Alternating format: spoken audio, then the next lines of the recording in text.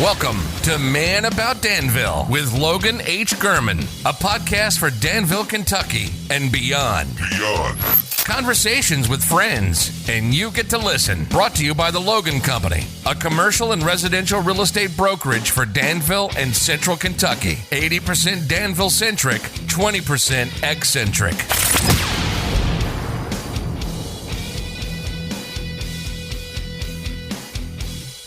Good morning, Danville, Kentucky. You are listening to Danville, Kentucky's favorite podcast, Man About Danville, and I am the man about Danville himself, Logan H. Gurman.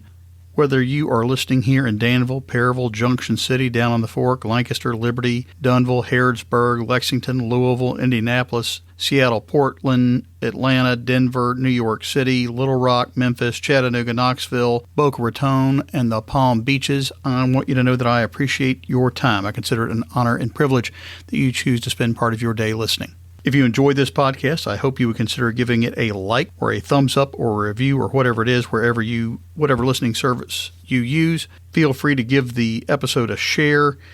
And if you do that on social media, be sure to tag me so that I'll see it and can let you know that I appreciate it. I am pleased to be joined today by Drew Briese. Drew is the head baseball coach at Center College. He's also just been named the USA Baseball 15U National Team Manager. Coach Drew Briese, thanks for sitting down with me on Danville's favorite podcast. I'm glad you're here.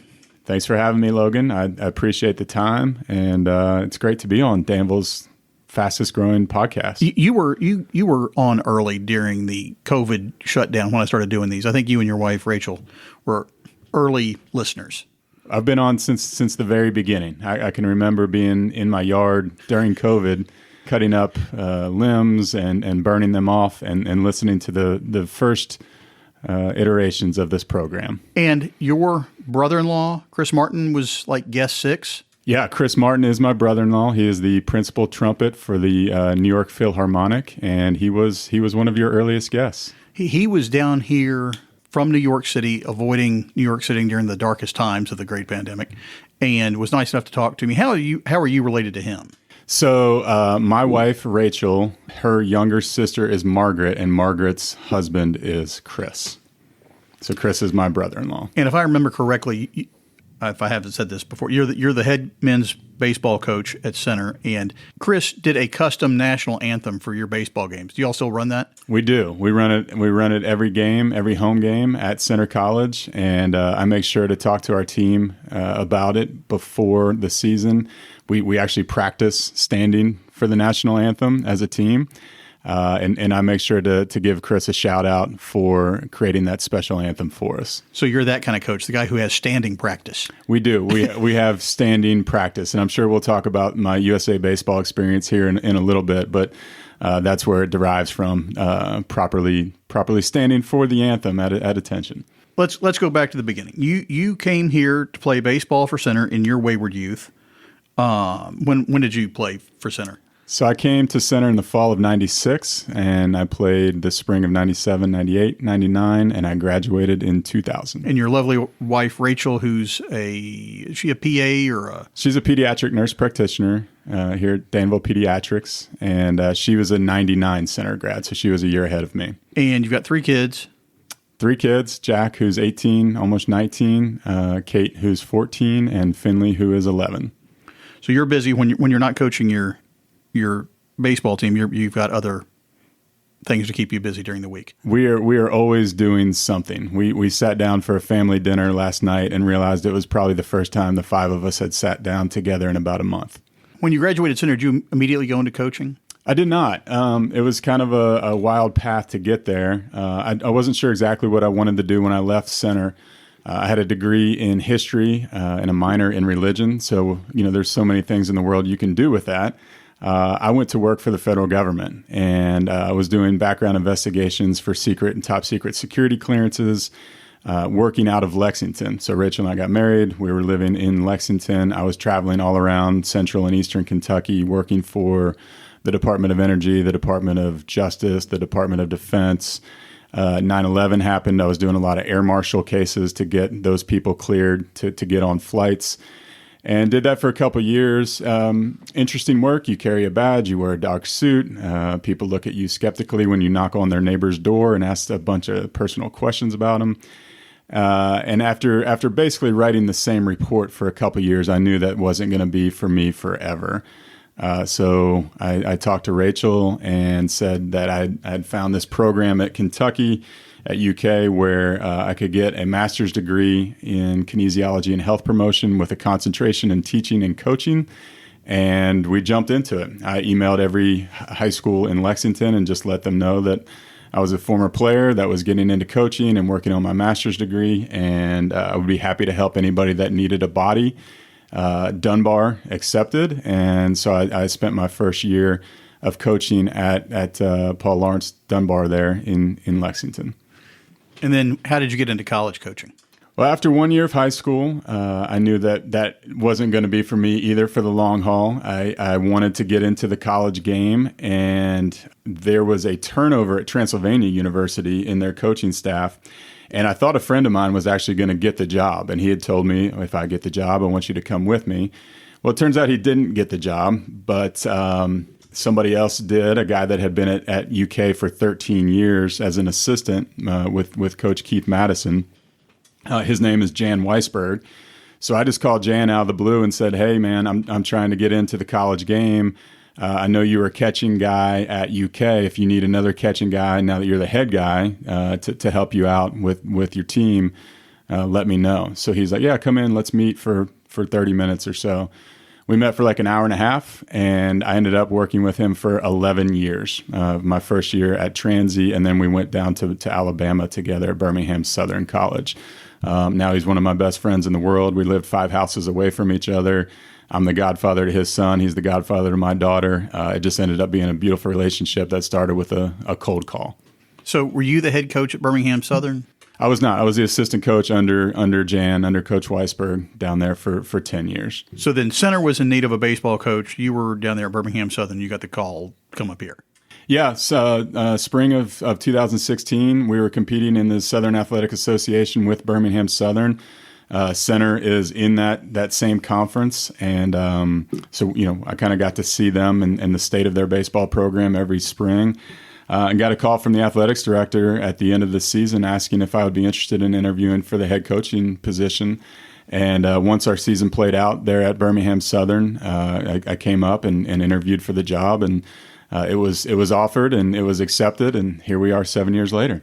The rest is history, as they say. That's what they say. All right, so Center had a big press release because you were named USA Baseball 15U National Team Manager for 2022? Correct. Explain what USA Baseball is, and then explain what you're going to be doing with the team. Sure. Yeah, it's interesting that we have such an incredible organization that services our sport, and so many people don't know about it.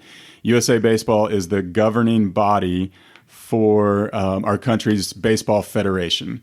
So if you think of USA Swimming that you see in the Olympics, or USA Gymnastics, or USA Wrestling, it's the same thing. It's just on the baseball side of it. So when baseball does compete in the Olympics, like we did this past year in Tokyo, USA Baseball is the governing body for that. So in addition to overseeing our Olympic team and our World Baseball Classic team, USA Baseball also puts out a 12U team each year that competes internationally, a 15U team each year that competes internationally, and an 18U team each year that competes internationally.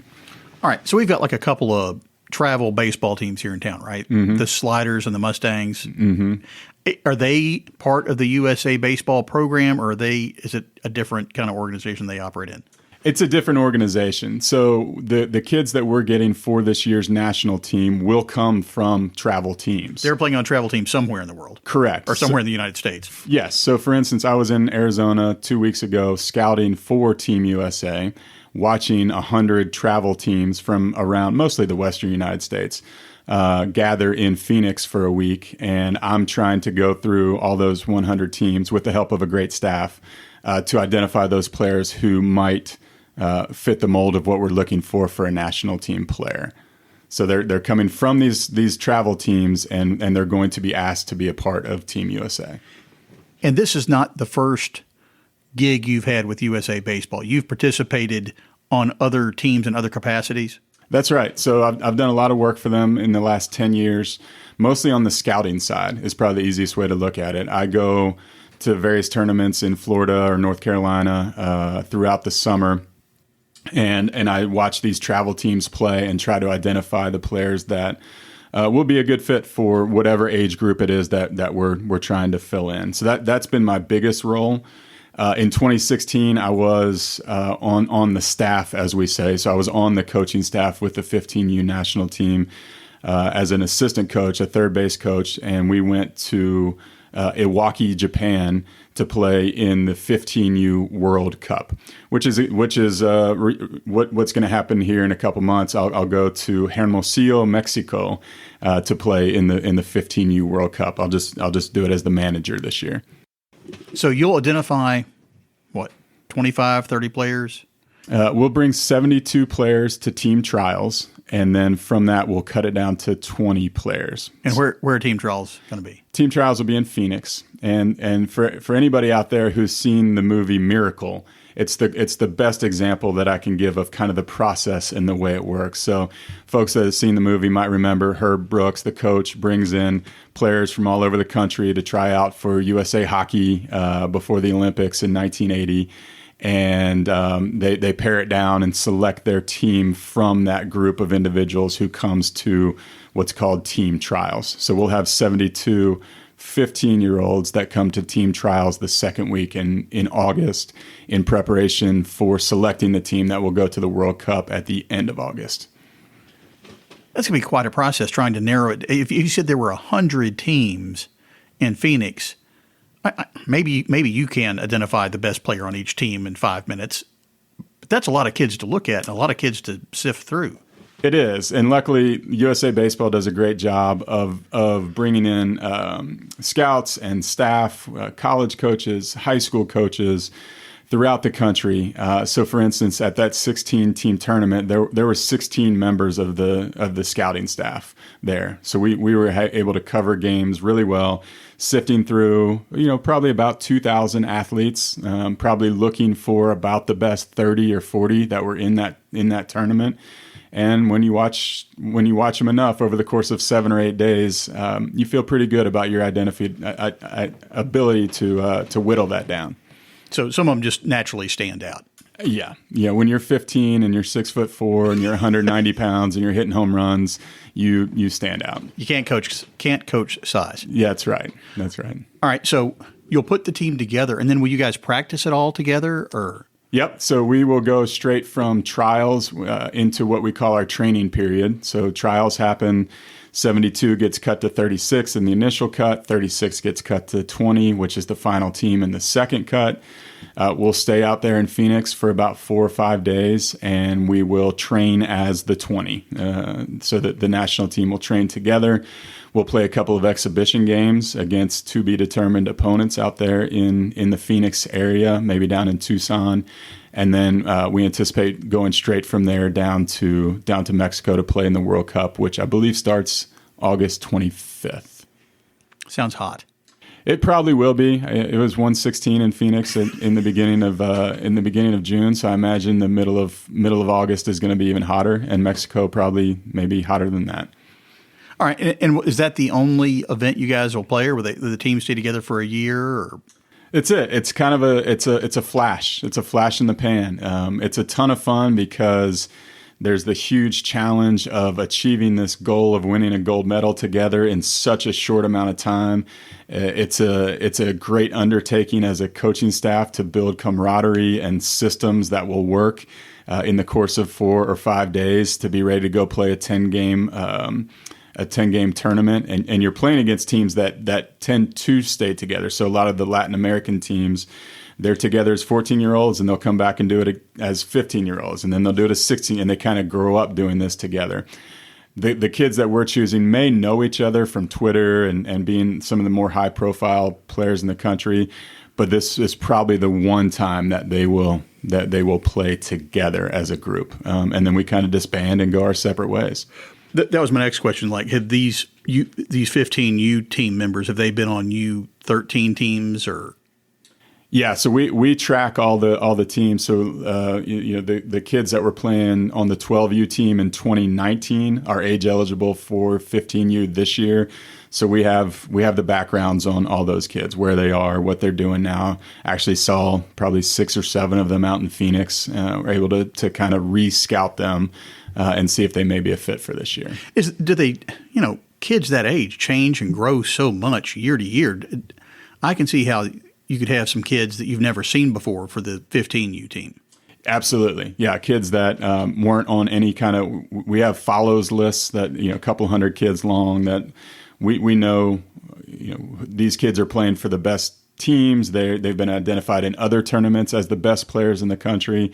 And then every year you end up with a couple of young men that weren't on anybody's list. That the jump from 14 to 15 – at least in the baseball world, I think is probably the biggest one. You see a lot of kids, at least at the elite level, that go from, maybe they're throwing 80 or 81 miles an hour as 14-year-olds, and all of a sudden they're 15, and now they're pretty close to 90 miles an hour. So it's a huge jump that they make at that age. And will you have standing practice for them in Arizona?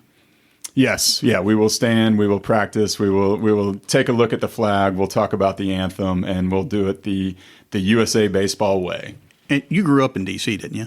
I grew up, I was born just outside of Washington, D.C. My parents are both from there. My sisters were born there. Spent 9 years there in D.C. and 9 years in East Tennessee before I went off to college. So these 15U players, will most of them go on to college? Will most of them be drafted out of high school? I'm guessing these are kids that are close enough to make a living on baseball. I think you'd look at all 20 and say that they're going to have a great chance to make a living playing baseball. You would think that all of them will play professional baseball at some point. And at some level. They may not all be big leaguers, or do you think they will? No, just the chances of making it to the major leagues are so slim. But they'll all be major Division I college players if they choose to go to college. If they're drafted directly out of high school, they'll obviously have an opportunity to go and play in a minor league organization with the goal of reaching the big leagues. So the kids that I had in 2016 were 15 years old in 2016. So fast forward 6 years, they're 21 now. And just from that team, we had a kid that was a first-round pick by the New York Yankees, a third-round pick by the Cleveland now Guardians, a fourth-round pick by the Guardians. We had kids playing at two kids at Vanderbilt, Oklahoma State, all kinds of major college programs and professional organizations. Any of these kids have plans to play D3 ball in Central Kentucky? We'll definitely present them with the option should they choose to take it. We'll see what's best for them at that time. Well, I'm seriously, do any of them have aspirations other than playing D1 pro? It'd be pretty fun playing baseball at center. Yeah, I think for them, at that age, the idea. The only ideas in their head are making it to the big leagues. That's it for them, and whatever path is best is the one they're looking at. So it's major Division I. It's getting drafted. We have had a little bit of success, just kind of parlaying the role of a coach or a scout into getting people to our small schools. So for instance, maybe there's a younger brother who isn't quite as elite talented. Or maybe some parents who are interested in visiting. We definitely have had some things along those lines. I can imagine this would be, even if none of those guys directly come to center to play baseball, I can see how it would just be really a wonderful opportunity for you to get out and to share the center brand with the planet. It's a lot of fun. I get to meet people from across the country, whether it's parents, whether it's players, whether it's other coaches. There's always a lot of interest in, where is center? Tell us more about it. And it's been nice to be able to talk about our new facility that we have. It's nice to be able to talk about it from the perspective of being an alum and coming back and being able to kind of stress all the important things that center has been in my life, to kind of put it on the map at least a little bit in this small baseball world that I live in. My office here at the ManAboutDanville Tower is pretty close to downtown, and I drive past the center campus all the time on my way to and from. You all are doing some construction over there, I've noticed. Just a wee bit. And the baseball stadium was the first thing that got put together, and it's brand new. You've got a brand new stadium that you helped design? Yeah, I did. You had some input. Yes. I'm so very thankful to Brad Fields, the athletics director at Center, for including me in the conversation. What do you want the dugouts to look like? What do you want the dimensions of the field to look like? What color turf would you be interested in having? What do you want the indoor facility to have in it? These are all questions that I was asked, and they were very inclusive in making this design. It looks pretty good from the street. I haven't been to a game yet. Pretty nice facility. It's a really nice facility, and I'm not one to pat ourselves on the back, but I think you'd be hard pressed at our level to find a better facility in the region and maybe in the country. It's awesome. That sounds pretty good. Yeah, yeah. I mean, it's an all turf field, brand new, obviously, spacious with dugouts and great sight lines for our spectators. Press box. We have an 8,000 square foot indoor facility that includes our locker room, coach's locker room, laundry, players lounge. We have a classroom in there just for baseball. And we're now putting up our 3,500 square foot hitting facility right next to that indoor facility. So we'll have over 11,000 square feet of indoor space once it's all said and done. So have you guys got a pretty good class coming in this year? We have a huge class coming in this year, Logan. We have 15 incoming first-year students, as Center likes to say, and I'm really excited. I think they're talented. I think that they're going to have long-reaching impact on our program. You taking the team anywhere interesting? So in the past, we have had some interesting trips. We have gone to Seattle to play at the home ballpark of the Mariners out there. We have gone to the Dominican Republic right before COVID shut everything down. Did your son go with you on those trips? He did. And he's pretty fluent in Spanish. He's working on it he'll be a Spanish major at his college down in Texas. So did you all have a good time in the DR? The DR was a life-changing trip in a lot of different ways. You could have taken the baseball out of it, and I think it would have been a trip that everybody on it would say kind of open their eyes to some things and change their lives in some ways. It's kind of a service-oriented trip where you do a service project in the morning and then play some baseball in the afternoon. So our service projects included one was hosting a baseball camp, and there's a language barrier with these young Dominican players that are just kind of coming out of school, and some of them are barefoot, and some of them don't have a glove, and you're trying to overcome the language barrier to work with them on fielding a ground ball. What a great exercise to go through for our college baseball players, and for me as a coach. Another day we went to an orphanage where it was pretty much all disabled kids who may never leave the orphanage. It was a sad scene. There were a lot of tears shed that day from our team, but to be able to go in there and offer our best person, our put smiles on faces, sing songs with kids, color with them, was a great challenge and really an eye-opening experience for so many of the people that were on that trip with us. So, to get back to your original question, we don't have anything on the books for this next coming year. I would love to get back to the Dominican with the team at some point in the next couple of years. And kind of selfishly, I would like to go down to Texas at some point, down to San Antonio, where my son Jack is playing at Trinity University, and possibly face off against the mighty Trinity Tigers. Way back when, was Trinity in the same conference? Trinity was. They're a member of the SCAC, the SCAC, the Southern Collegiate Athletic Conference. So Center and Trinity played each other frequently. That's really going to happen, you think, one of these days? I hope so. I think that it'll take some coordination with their team and what they have on their schedules for probably 2024, 2025, and seeing if we can make that work. So do you have any players from the DR that are looking at Center? Oh, that would be great. that would be awesome. That would be a real joy to have some of the energy and the flair that their players play with on our team. We need to open those floodgates. Well, all right. Well, are there any international players on your team?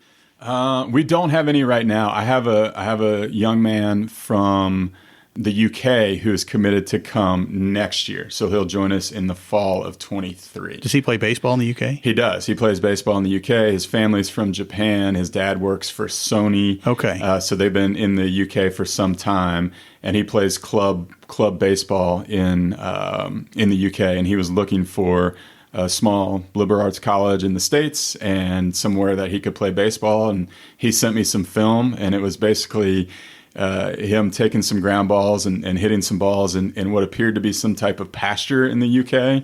I don't know that there was a fence or a backstop or maybe even dirt on the field, but he's a good, decently skilled player. So we'll expect him. We'll expect him in the fall of 23 in Danville. That's fascinating.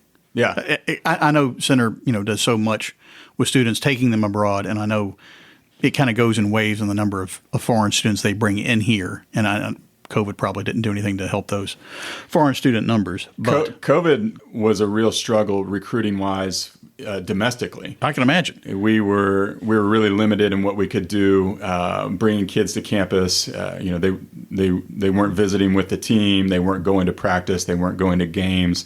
They weren't going to lunch with the student athletes. They weren't going to class as a prospective student. They weren't doing an overnight visit. All the hooks that we usually set to increase the interest level for center was unavailable. So it was an interesting recruiting year for sure. I didn't play any sports in college, but my roommate did. Actually, both my roommates played baseball for Rhodes, and there were a couple of times when we were hosting a prospective player or two that we were in charge of making sure they had a rousing good time. I think that's probably the best way to put it. I'm of the mindset where I hand them over to trusted players and know that I'll see them again the next day. Want them to have a good time and show up the next day. That's it. Yeah. These are the most important things. So far, we're 100% on that. So I think that's helped me keep my job. Have you had a favorite game that you played in at center? Do you have a favorite game that you've coached at center? I do have a game that sticks out in my mind as a favorite one that I've coached at center. It was maybe in my second or third year, and we had been trying to overcome the hump of becoming a good team, one that was respected in the league and showed well in the league. And we went to the conference tournament, and we lost our first game in the conference tournament, unfortunately, to Rhodes. I can't. No shame there. I mean, it's Rhodes. It is Rhodes. I will say that our relationship has overcome the obstacle of you being a Rhodes grad and me being a center grad. So we were in the losers bracket, and we played the next day against the University of South, against Swanee. And we played a tight game with them, but we ended up winning the game on a really fabulous catch by our right fielder to end the game, which then meant that we had to play again that night in another losers bracket game. So our pitching was a little bit thin. Our guys were a little bit worn out. We had to travel from Rhodes' campus, you'll be familiar with this, up to Millington, Tennessee, to play at a complex up there. So we start a night game, it was maybe 7:30, 8 o'clock at night. We know we're going to be going to the better part of midnight.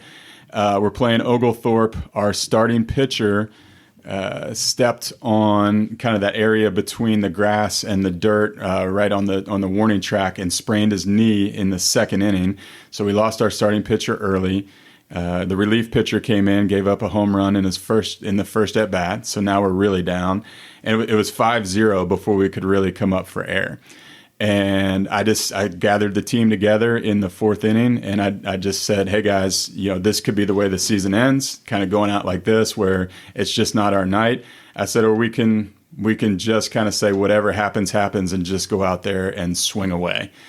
The next 9 runners reached base for us. We batted around in the next inning. We went ahead 7-5, I think, and ended up winning that game 9-6. But it was the real first game where it was like, there's some spirit here, there's some belief here, there's some talent here, and those are all the things that I want to build off of as the head coach at center. Just one of those pivotal moments where the momentum changes. We belong. We can do this. Like there's real belief in who we are as a team and as a baseball program.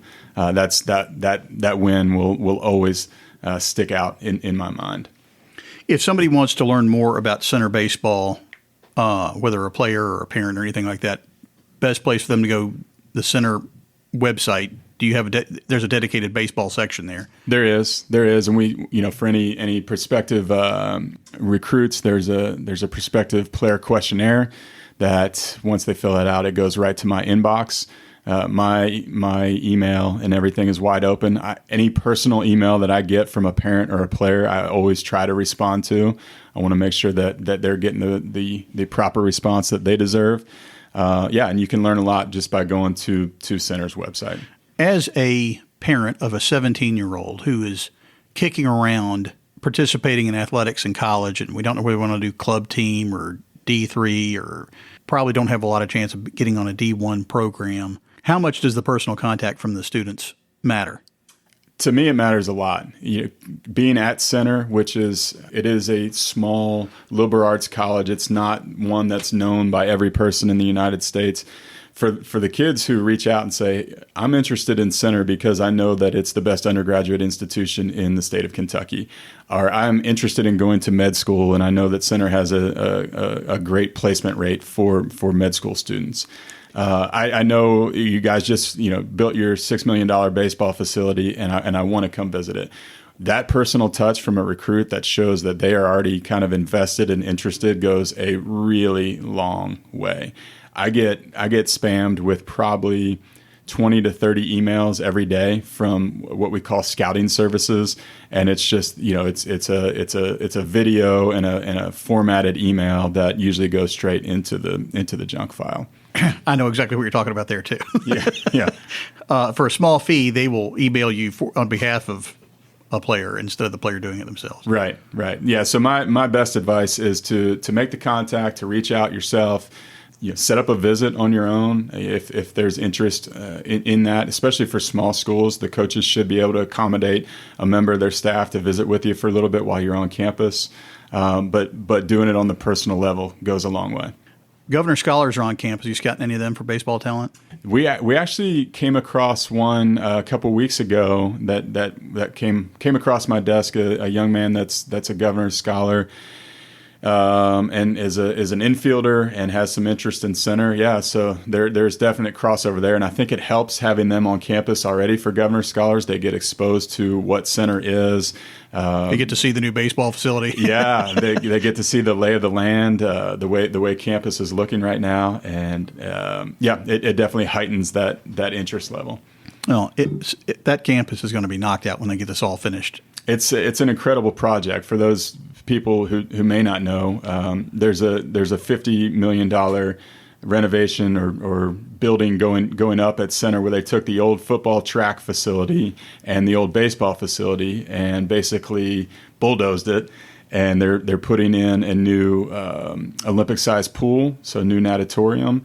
They're putting in a new indoor field house that'll feature some length of indoor turf. I think it's 40, 50, 60 yards of indoor turf, a 200-meter indoor track, a new weight room, and then along with that, a new football lacrosse turf, a new 8-lane track instead of the 6-lane track that we had, 2 new locker rooms, and then, of course, we built a new baseball facility with that. I saw them over there tearing up the football field.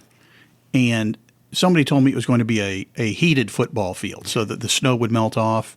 Then they explained to me that, no, actually it's the geothermal field to run the HVAC. They're with an HVAC, a geothermal HVAC system. They bury lines. So the football field, not heated, correct? Not to the best of my knowledge. Cooled. Or cooled. I think it's just the geothermal wells that will help with the building and make everything as efficient and carbon neutral as possible. That's the goal. Because Center cares about that stuff too. They do. They track that all the time. We get a monthly report that tells me like how much energy our hitting facility has used.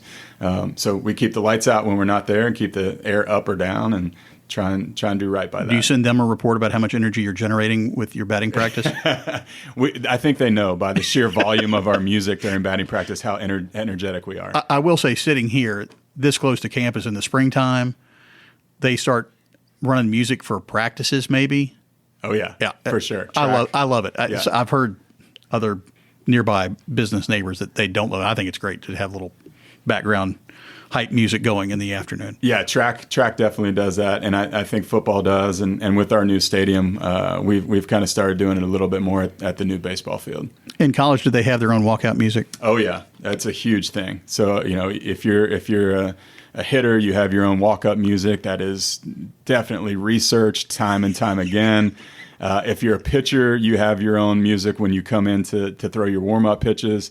And if you're a pitcher and a hitter, you're a guy that does both, then you get 2 songs, Logan. Two picks. You get one for when you hit and one for when you pitch. Yeah. My brother was coaching some rec league travel ball, and his wife had an app.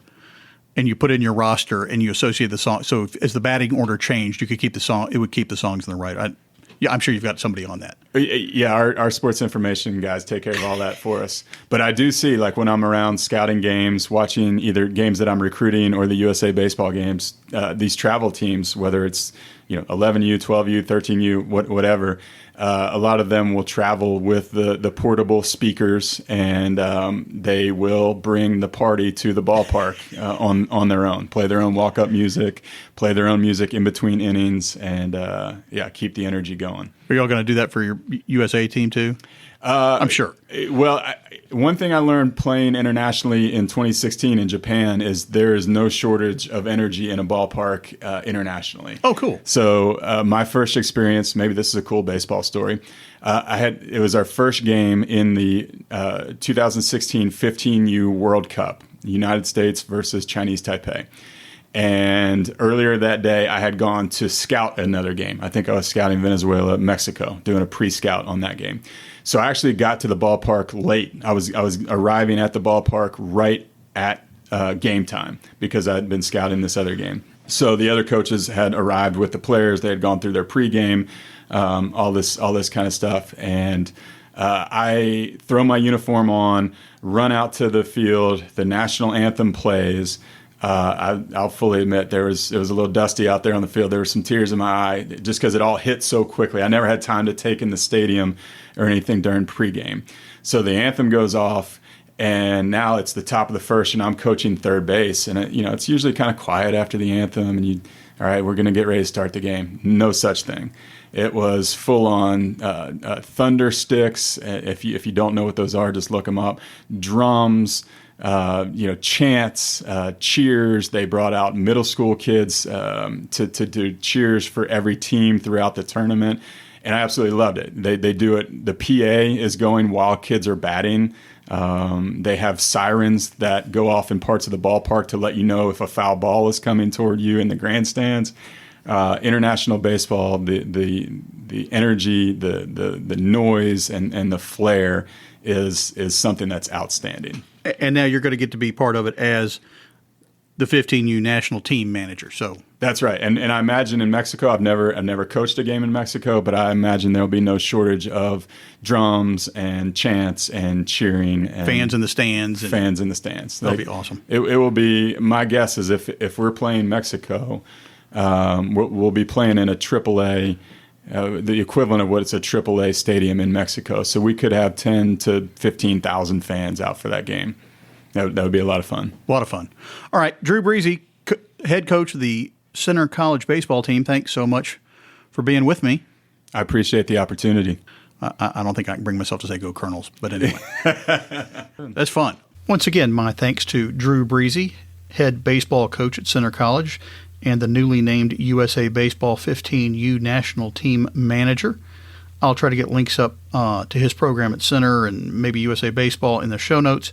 Do you want to touch base with me, either about the show or real estate? You can email me at manaboutdanville@gmail.com. You can find me on my website, manaboutdanville.com. You can follow me on Instagram at manaboutdanville. The Twitter handle is @mandanville. Facebook page, ManAboutDanville. Of course, you can find this show on Apple Podcasts, Spotify, iHeartRadio, Google Podcasts, even YouTube, just about anywhere you choose to listen to podcasts. If you have a moment, hit the subscribe button. Give me a like or a review wherever you listen. Until next time, shop local, eat local, be well, have a good weekend, and thanks for listening. That's it. We're out. Thanks so much for listening. We really appreciate it. Subscribe to Man About Danville wherever you access your favorite podcasts, and be sure to tell your friends about us. You've been listening to Man About Danville with Logan H. Gurman, brought to you by the Logan Company, a commercial and residential real estate brokerage for Danville and Central Kentucky. Know someone who would be a good guest? Want to be a guest yourself? Have an idea for the show? Get in touch with us. Find all our contact information on the web at ManAboutDanville.com. Thanks for joining us.